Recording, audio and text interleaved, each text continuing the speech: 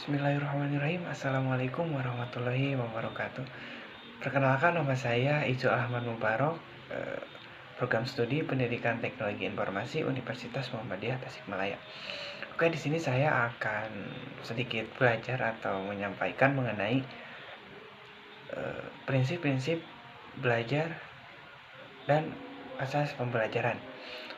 Dapat dikatakan bahwa belajar merupakan kegiatan seseorang, yang dimana kegiatan belajar tersebut dapat dialami atau dilakukan oleh semua orang yang sedang melakukan belajar.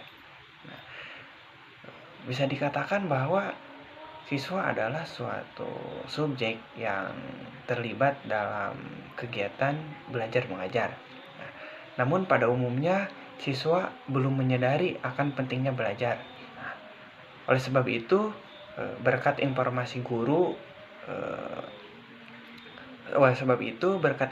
guru tentang belajar dan pembelajaran, maka siswa mengetahui apa arti bahan belajar. Maka dari itu, guru dan siswa itu berperan penting dalam belajar dan pembelajaran. Yang dimana siswa dan guru itu mempunyai tujuan masing-masing.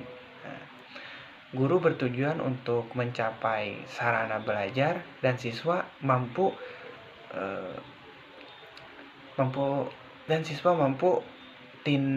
ikut bertindak dalam pelajaran tersebut.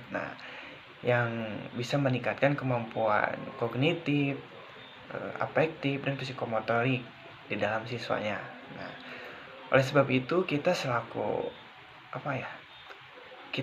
calon guru perlu mempelajari prinsip-prinsip belajar dan asas pembelajaran. Dalam prinsip-prinsip pembelajaran itu, yang pertama ada perhatian dan motivasi, yang kedua ada keaktifan, yang ketiga ada keterlibatan langsung, terus ada pengulangan dan tantangan. Yang pertama itu ada perhatian dan motivasi. Perhatian dan motivasi itu merupakan peranan penting dalam belajar pembelajaran. Tanpa adanya perhatian, kemungkinan tidak akan terjadi pembelajaran. Mengapa? Karena dimana ketika kita sudah mempunyai perhatian terhadap pembelajaran, maka kegiatan pembelajaran pun akan menjadi sebuah kewajiban gitu. Jadi kita harus menuntut ilmu dalam hal belajar. Selanjutnya ada motivasi. Motivasi itu ada dua Yang pertama ada sifatnya itu. Yang pertama, motivasi itu bersifat internal. Maksud internal itu adalah ada pada diri kita. Yang kedua itu ada motivasi yang bersifat eksternal. Maksud eksternal itu adalah jadi dari luar gitu, ada motivasi dari luar, dorongan dari luar, baik itu dari orang tua, dari teman, ataupun yang lainnya. Motivasi juga sangat penting gitu dalam diri kita. Mengapa? Karena di saat kita lagi menurun belajar kita, terus kita mendapatkan motivasi gitu, baik dari orang tua ataupun dari teman-teman. Otomatis kita itu terpengaruh dari motivasi tersebut, apalagi kalau motivasinya itu sangat baik. Oleh sebab itu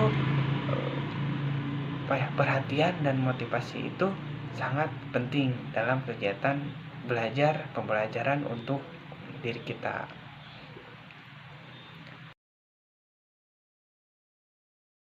Oke, selanjutnya ada poin keaktifan.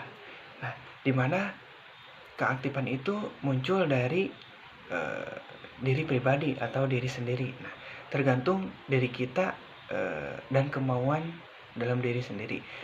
Misalnya aktif dalam hal pembelajaran. Belajar tidak bisa dipaksakan oleh orang lain dan juga tidak bisa itu namanya, tidak bisa dilimpahkan kepada orang lain. Nah, jadi harus ada kemauan dalam diri sendiri. Nah, jadi keaktifan itu tidak ada itu namanya, tidak ada sangkut pautnya dengan orang lain, tapi keaktifan itu kembali ke kita gitu. Kita mau aktif nih dalam belajar. Nah, jadi kita itu harus giat. Jadi harus ada kemauan dalam diri sendiri. Nah, dan selanjutnya ada keterlibatan langsung. Nah, yang dimana menurut John Dewey gitu kalau gak salah, menurut John Dewey belajar harus dilakukan oleh siswa secara aktif. Nah, baik itu individu ataupun kelompok. Nah, poin selanjutnya ada pengulangan. Nah, poin ini sangat butuh sekali ya buat kita, karena dalam memberikan pembelajaran itu tidak cukup sekali gitu. Pengulangan itu penting gitu agar kita itu mampu mengingat kembali apa yang disampaikan. Nah, ada teori psikodaya, ada teori psikodaya. Menurut teori itu, belajar adalah melatih daya-daya yang ada pada manusia yang terdiri atas daya pengamatan, menangkap, mengingat, menghayal, terus apa lagi ya, merasakan, berpikir gitu, dan masih banyak yang lainnya. Nah, dengan mengadakan pengulangan tersebut, maka daya-daya tersebut maka daya-daya tersebut akan berkembang gitu, seperti halnya pisau lah. Contoh itu seperti halnya pisau yang selalu diasah akan menjadi tajam. Maka daya-daya yang dilatih juga dengan pengulangan, maka daya yang dilatih dengan pengulangan akan menjadi sempurna gitu. Jadi kita tuh ingat gitu, karena dilakukan berulang. Jadi ingat gitu. Nah, poin selanjutnya ada tantangan. Nah, tantangan yang dihadapi dalam bahan belajar membuat siswa itu menjadi gairah gitu. Lamun biasa Sunda mana, lamun aya tantangan mah rame lah cenah urang ge. Nah, jika gitulah. Jadi ketika kita ada bahan pelajaran yang baru, yang banyak mengandung masalah gitu yang harus dipecahkan, membuat si siswa itu menjadi tertarik gitu, untuk mempelajarinya, sehingga sehingga siswa itu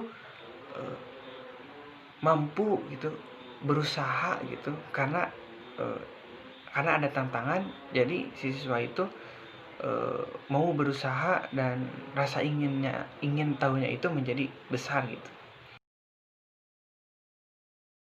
Jadi kita sebagai seorang guru sebaiknya mampu gitu memahami apa saja asas-asas belajar, prinsip-prinsip belajar.